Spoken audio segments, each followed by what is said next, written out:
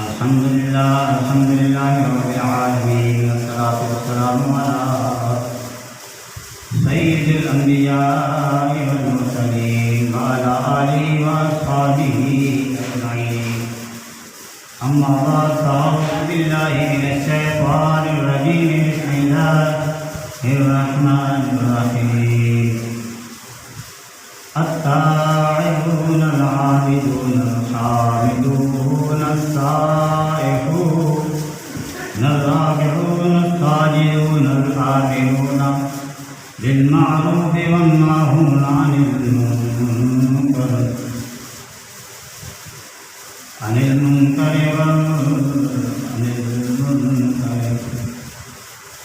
أما بعد، أعوذ بالله من الشيطان الرجيم. بسم الله الرحمن الرحيم.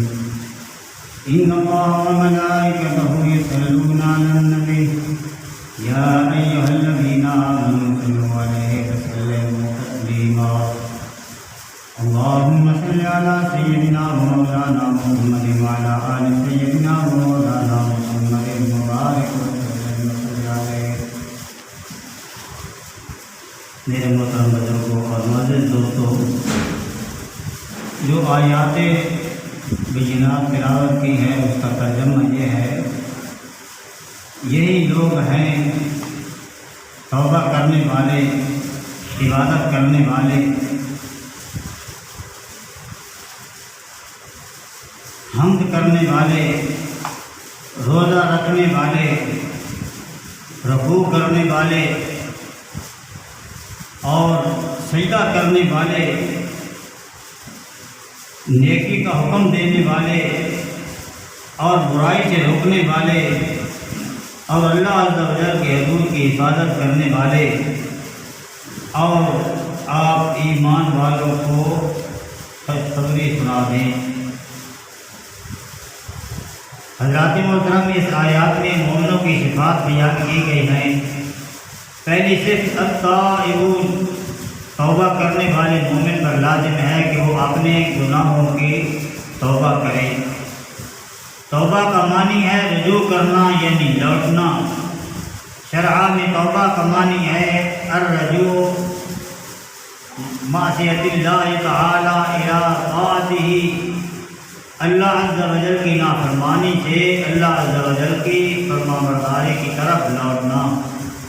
اللہ تعالیٰ عز و جل فرماتا ہے: وَتُوبُوا إِلَى اللَّهِ جَمِيعًا أَيُّهَا الْمُؤْمِنُونَ لَعَلَّكُمْ تُفْلِحُونَ.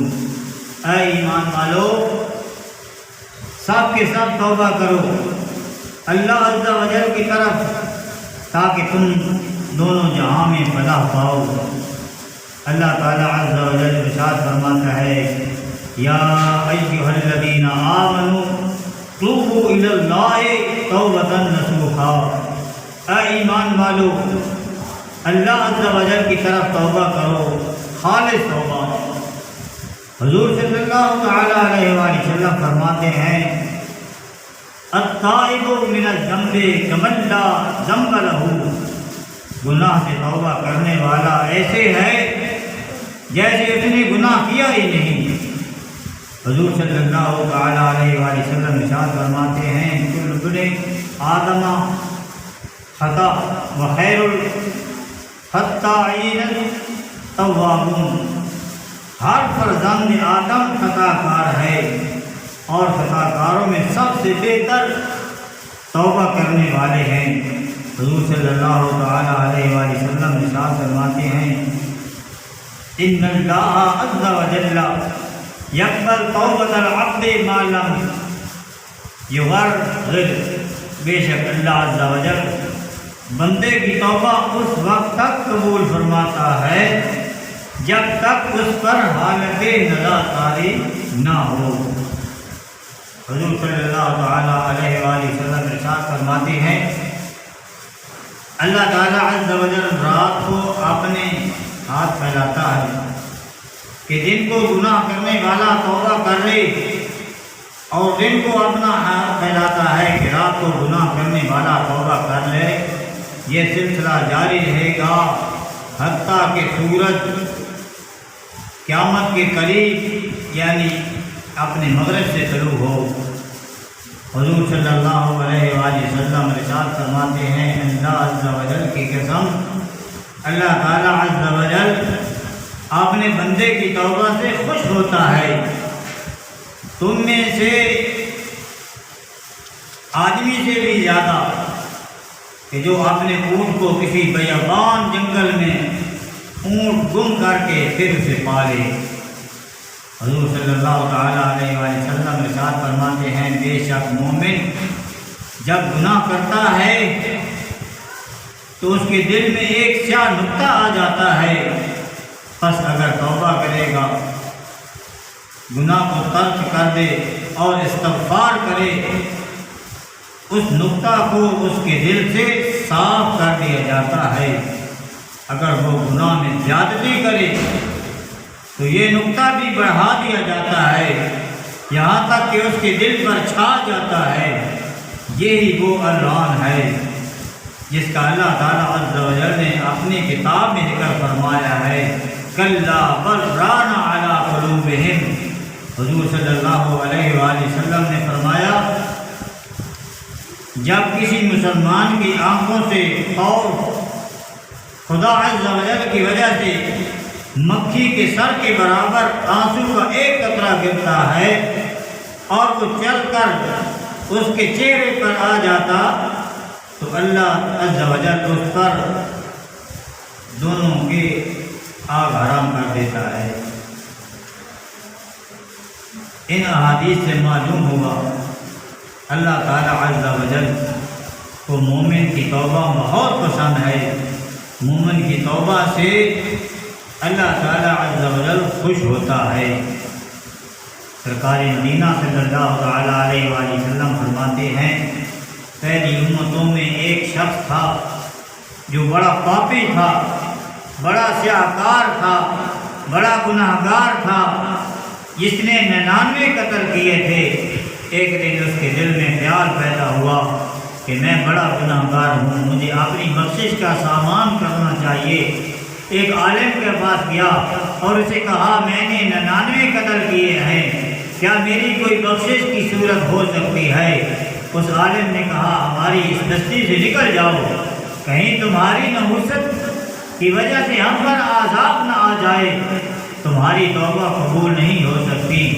اس قاتل کو غصہ آ گیا، اس نے اس عالم کو بھی قتل کر دیا اور 100 پورے کر دیے۔ پھر ایک دن دل میں اللہ عز و جل کا خوف پیدا ہوا، گناہوں پر نادم ہوا کہ میں سیاہکار انسان ہوں، میری زندگی گزر گئی ہے گناہ کرتے ہوئے، مجھے اپنی بخشش کا سامان کرنا چاہیے۔ ایک عالم کے پاس گیا اور عرض کی کہ حضرت میں نے 100 آدمی ناحق قتل کیے ہیں، کیا میری بھی بخشش ہو سکتی ہے؟ اس عالم نے کہا ہاں ہو سکتی ہے، توبہ کا دروازہ کھلا ہے، اللہ عز و جل بڑا کریم ہے، ستار ہے، غفار ہے، غفور الرحیم ہے۔ تم سچے دل سے اللہ عز و جل کی بارگاہ میں توبہ کرو، اللہ جل وعلا شانہ بخش دے گا۔ بندہ وہ کون سا ہے جو گناہ سے بے قصور ہے؟ اگر بخش دے تو کیا تیری رحمت سے دور ہے؟ اللہ کریم عز و جل تو بندے کی توبہ پر خوش ہوتا ہے۔ قاتل سیاہکار گناہ گار خوش ہو گیا اور آنکھوں سے آنسو نکل آئے، آنکھیں اشکبار ہو گئیں، اپنے گناہوں پر نادم ہوا۔ اس عالم نے کہا بیت المقدس کی طرف چلے جاؤ، وہاں پر اللہ عز و جل کے نیک اور صالح بندے رہتے ہیں، ان کے ہاتھ پر جا کر سچے دل سے توبہ کرو، ان کی صحبت میں رہو، نیک عمل کرو، اللہ تعالیٰ عز و جل تمہیں بخش دے گا۔ وہ گناہ گار توبہ کی نیت سے چل پڑا، ابھی پہنچا نہیں تھا، راستے میں ہی تھا کہ اسے موت آ گئی، روح قفس انصری سے نکل گئی، جنت کے فرشتے بھی آ گئے اور دوزخ کے فرشتے بھی آ گئے۔ دوزخ کے فرشتوں نے کہا یہ 100 آدمیوں کا قاتل ہے، اسے ہم لے جائیں گے۔ جنت کے فرشتوں نے کہا یہ توبہ کی نیت سے صالحین کے پاس جا رہا تھا، اس لیے اسے ہم لے جائیں گے۔ اللہ تعالیٰ عز و جل نے ارشاد فرمایا تم زمین کو ناپ لو، اگر گھر کے قریب ہے تو دوزخ کے فرشتے لے جائیں، اگر نیک لوگوں کی بستی کے قریب ہے تو جنت کے فرشتے لے جائیں۔ فرشتوں نے جب زمین کو ناپا، وہ شخص صالحین کی بستی، نیکوں کی بستی کے قریب تھا، اس لیے جنت کے فرشتے لے گئے۔ اللہ تعالیٰ عز و جل نے اس کی مغفرت کر دی، اسے بخش دیا، جنت کا حقدار بن گیا۔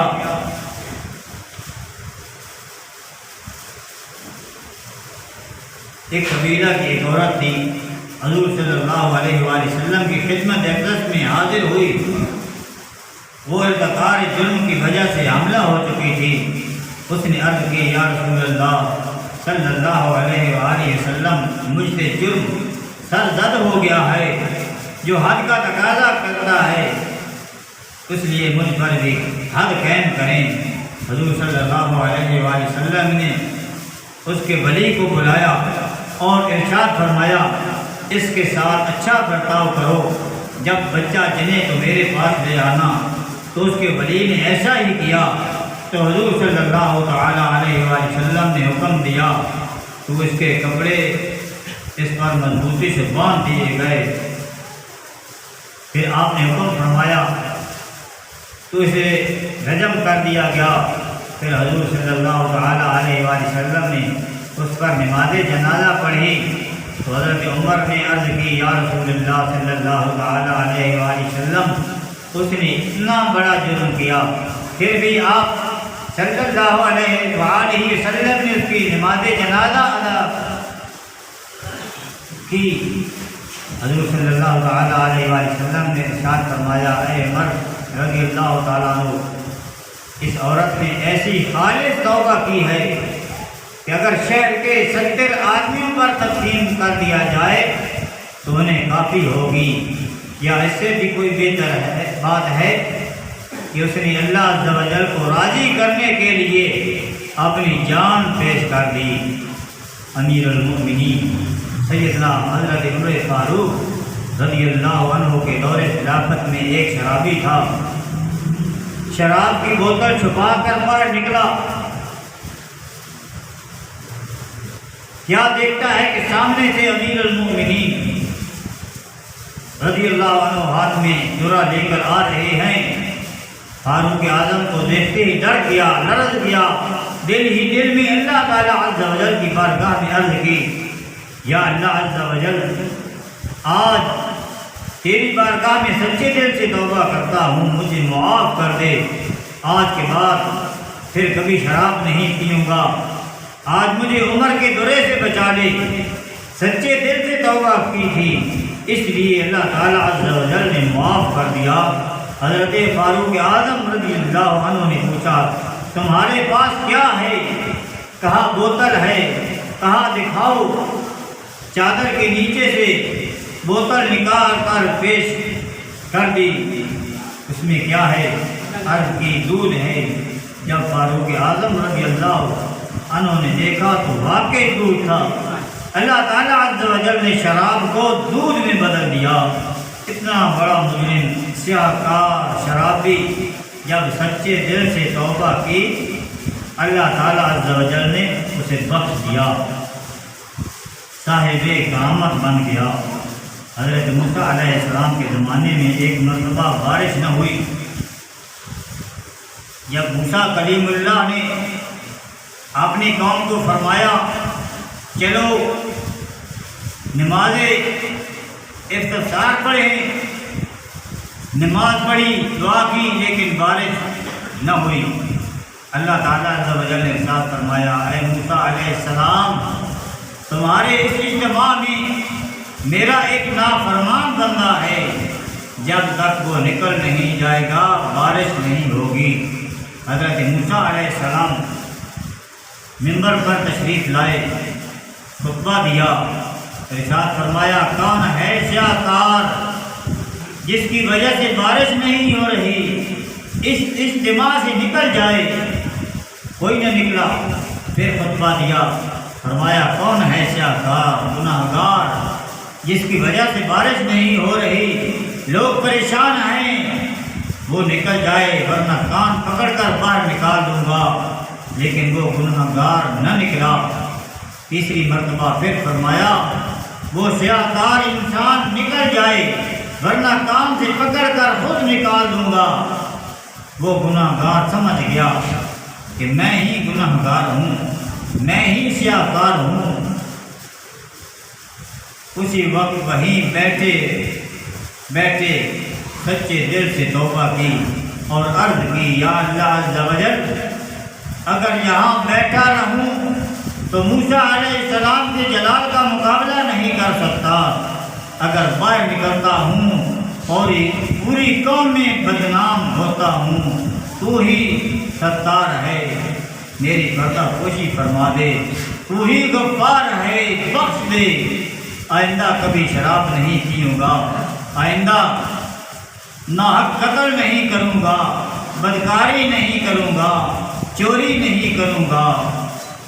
بندہ وہ کون سا ہے جو بے قصور ہے، اگر بخش دے تو کیا تیری رحمت سے دور ہے۔ اہل علم تو اپنے عمل سے ہیں مطمئن، اعظم کو کون دے گا سہارا تیرے بغیر۔ یا اللہ عز و جل مجھے